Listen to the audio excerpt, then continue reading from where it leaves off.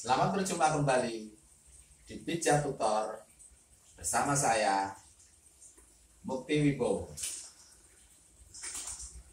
Pada sesi kali ini kita akan berdiskusi mengenai salah satu otot di area dada yang terpenting karena memang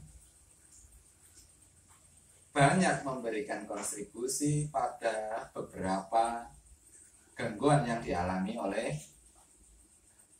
pasien-pasien. Di antaranya pasien dengan indikasi kesemutan di area telapak tangan atau hampir ke keseluruhan di area lengan.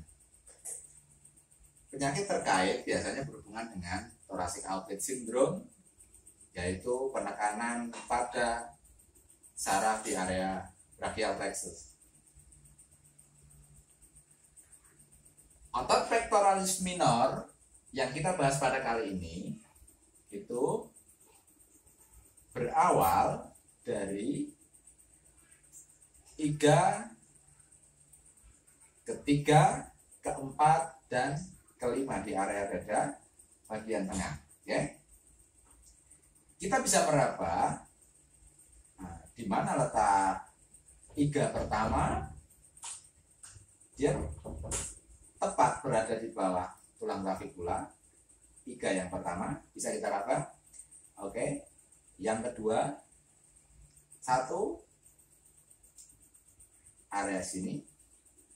Yang kedua dan yang ketiga. Otot pectoralis minor berasal dari tulang iga ketiga, keempat, dan kelima.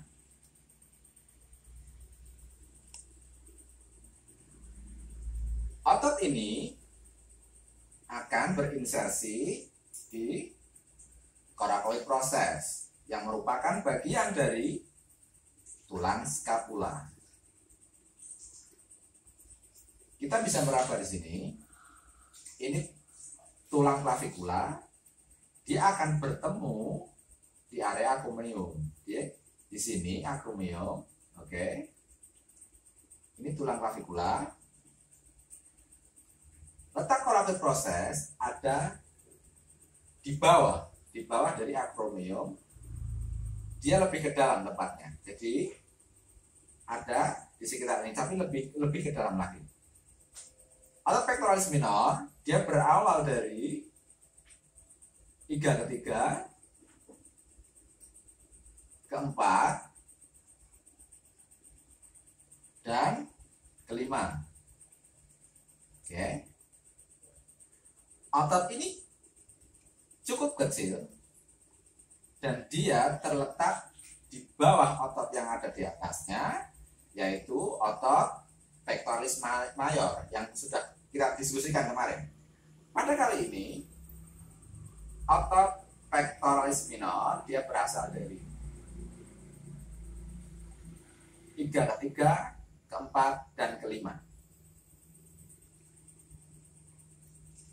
Otot pectoralis minor ini berfungsi untuk menggerakkan sendi bahu ke depan seperti ini. Dia akan menarik sendi bahu ke arah depan, ya. Otot ini sangat berpengaruh pada fungsinya untuk membantu proses pernafasan pada saat melepaskan nafas. Jadi akan lebih berperan di sana. Langkah pertama yang harus kita lakukan untuk mengetahui apakah otot pectoralis minor ini bermasalah, kita bisa melakukan dengan uji gerak. Kita minta pasien untuk menggerakkan tangan ke arah atas, samping atas. Sudutnya sekitar 45 derajat. Ini mendatar, ini di atas sekali 90 derajat. Ini kita akan mengujinya pada sudut 45 derajat. Caranya, kita dengan cara menarik ke belakang. Jikalau pasien tidak mampu ke belakang seperti ini, itu menandakan adanya ketegangan pada otot pectoralis minor ini. Oke, selanjutnya bagaimana cara kita melakukan pemijatan pada otot pectoralis minor ini? Kita mulai saja pemijatannya.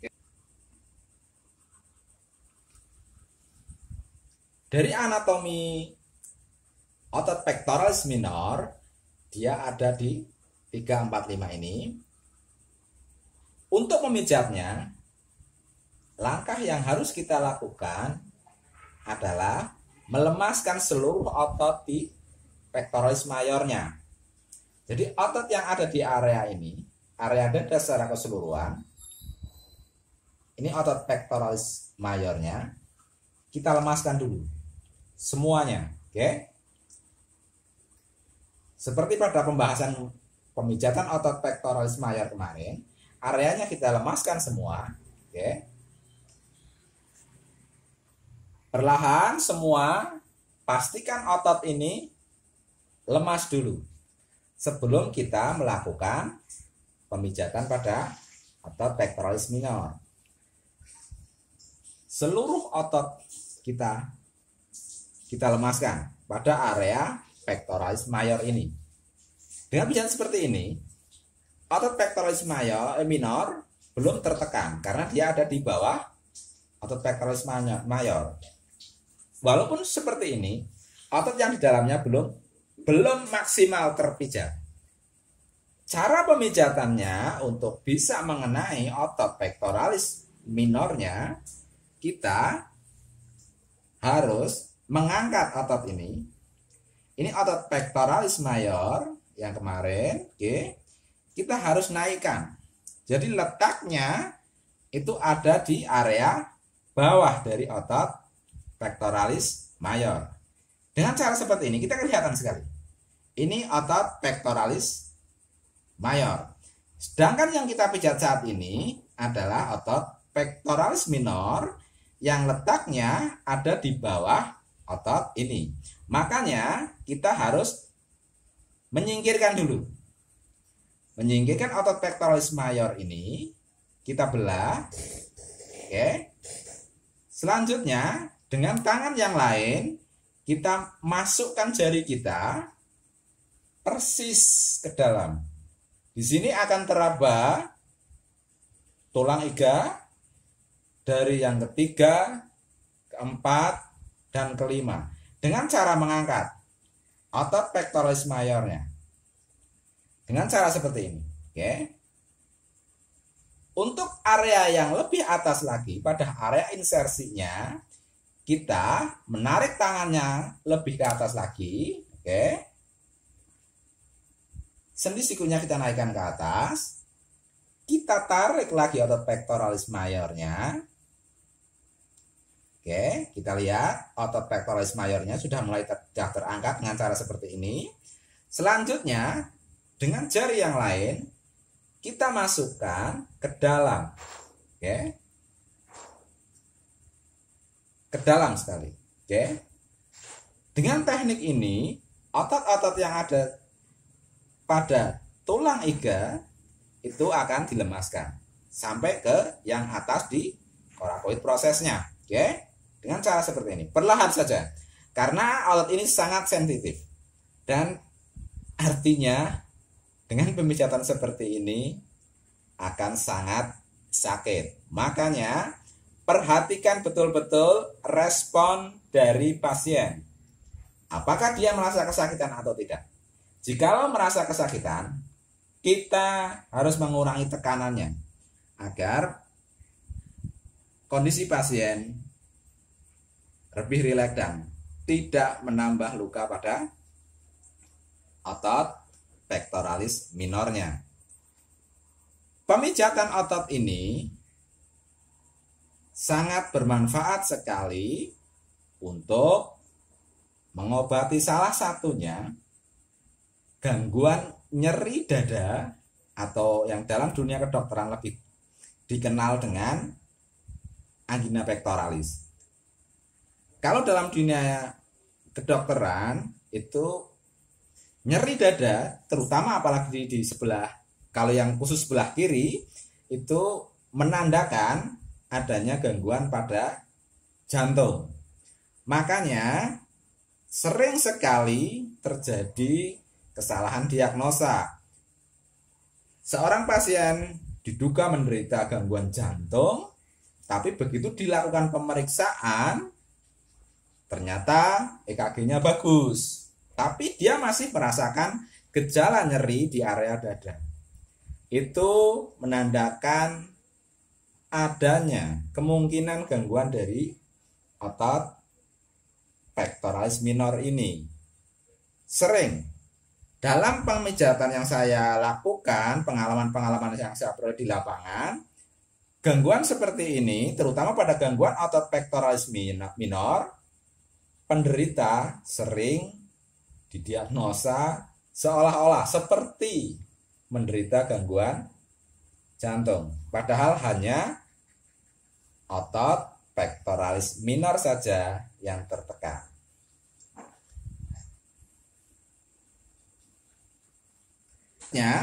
Apa yang harus kita lakukan?